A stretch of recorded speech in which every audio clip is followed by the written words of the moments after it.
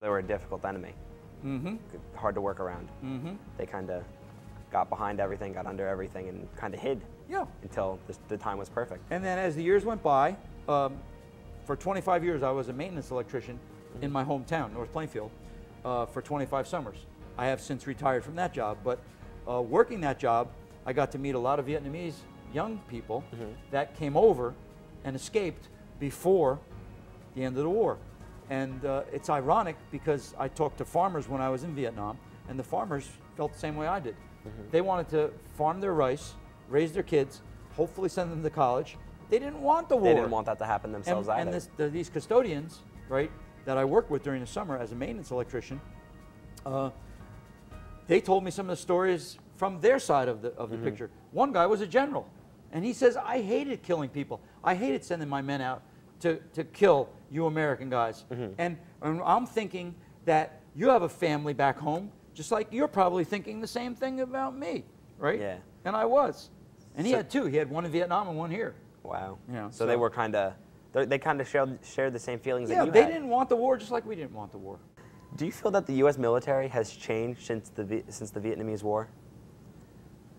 That's another hard question because of the fact that my career in the military ended in December of 1968. The only contact that I have is with recruiters, and recruiters are like politicians. Their job is to get you. And I don't want them to get you, so I chase them. They come near my room, I chase them. So they go to the auditorium or they go to the cafeteria, and I'll go there and I'll try to chase them too. Away. But that's against the law.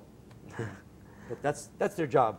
You know, they'll tell you the same thing. It's my job. One of my former students is a recruiter in the Army now. Wow. Right? So I feel like I failed, you know, as far as that goes. Yeah. But you know, he says it, Mr. D, it's my job. So. Some people feel it's a responsibility, just as you felt it was a responsibility before you enrolled. But now after you think about it, and your life changes as you mature, quote unquote. I was 19 years old, not much older than you now. Chris, I was a kid. I love my country. You do things for your country when you're a kid without thinking. Yeah. You know, I figured this is the right thing to do, never knowing I was going to end up in Vietnam, because they told me. They told you. They said you're going to be an interpreter. You're probably going to go work at the United Nations as an interpreter. You're going to have to learn Vietnamese. And I said, fine. I already know Latin and Spanish, and I love languages, and I'm going to be a Latin teacher someday. You know what they did? They put me in electronics. Cool. Here I am. Electronics teacher. And I'm glad, because I love it. And if I was a Latin teacher, I probably would have retired a long time ago, because nobody wants Latin in high school anymore. Not anymore. There's very few schools that have it. And I love electronics. And the enthusiasm that my students have, they transfer it to me, and they make me feel younger. You know, which isn't a bad feeling. Which is not a bad feeling, right? So now, after this entire war, after you came back from the war, did you receive any special awards for the military, or was it kind of just like, we're over? That's another good question. The greatest award that I got was landing in Seattle, Washington at 2 o'clock in the morning. On television, the radio, all I had heard about and all I had seen was the way Vietnam veterans were being treated when they came home. People were throwing stuff at them. They were spitting on them. They were treating them like dirt. We landed in Seattle, Washington at 2 o'clock in the morning. There were people, there were 200 people, I counted them, with hot chocolate, donuts, and coffee. When we got off the plane, when we deplaned, as they call it in the Air Force, when we deplaned, they were cheering for us. Wow. They treated us like returning war heroes. Okay, so that gave me an instant high. The next morning, my flight left at 8 o'clock for JFK, and I landed at JFK, and my parents picked me up, and we came home.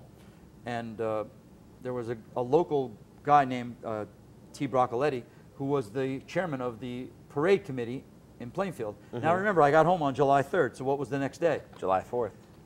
Gold Cadillac, Miss New Jersey, full dress uniform, riding in the back seat of the, on the top of the part where the tonneau cover is, with a float. Welcome home, Sergeant Dezuzio, right? Wow. After that, the people in Piscataway invited me over to the American Legion for a dinner for me and my family, my girlfriend. It was just, I got a hero's welcome. Great. It was really, really nice.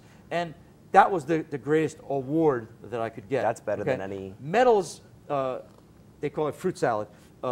I have all this fruit salad on here. I have all these medals and everything else. They're in a drawer someplace. They mean nothing to me because I don't want to be bothered. Yeah. Okay? I'm not a hero. I'm just a regular guy. Okay? I did my job. I was lucky enough to come home safe. You know, that was my greatest award.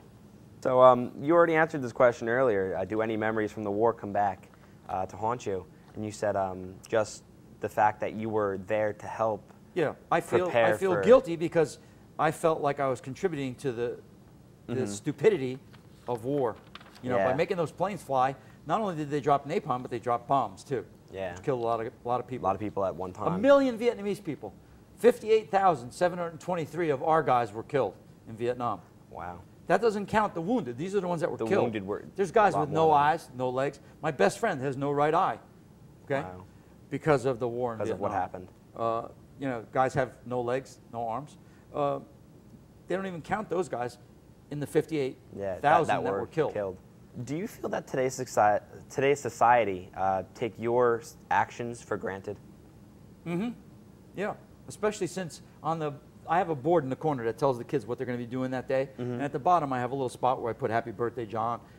And today it says, don't forget November 11th. Now, I have 120 students. Guess how many people knew what November 11th was today out of 120? Probably about 10, 4 of them? 4. Wow. 1 in each class. 1 in each morning class. In the afternoon, I asked them.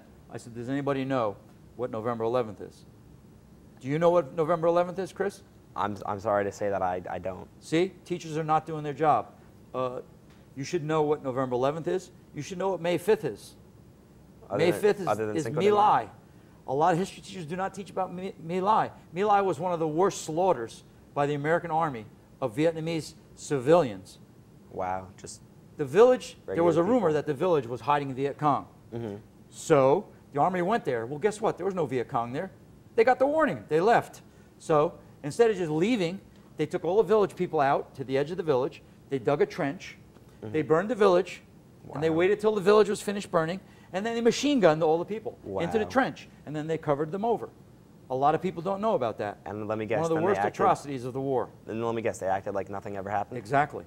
Well, that basically wraps up all the questions that I have. Thank you very much for being here today. And I bet you heard a lot of things that you didn't expect to hear. Yeah, it's all part of the system. Our emotions learning govern a lot of our feelings, and I told you ahead of time that some of those topics we're gonna bring emotions, you know, forward.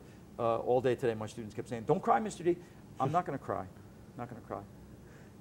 Thank you for having me, Chris. I appreciate it. Well, you're welcome, and thank you for being here and giving us all this information. You're welcome.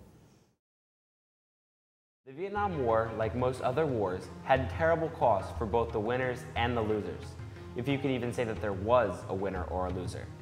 America spent more than $165 billion on the war. Nearly 60,000 American soldiers died, and thousands of them were left wounded. Some soldiers were even left permanently paralyzed. People have died, families have been hurt, and no one was left happy with the after effects of this war. Not only do we have to think of our own country, but think of how we left Vietnam. Their land is scattered with unexploded bombs, landmines, and other unknown dangers lurking in their shadows. Their marshlands and jungles have all been destroyed by chemicals like napalm, and millions of people were left homeless.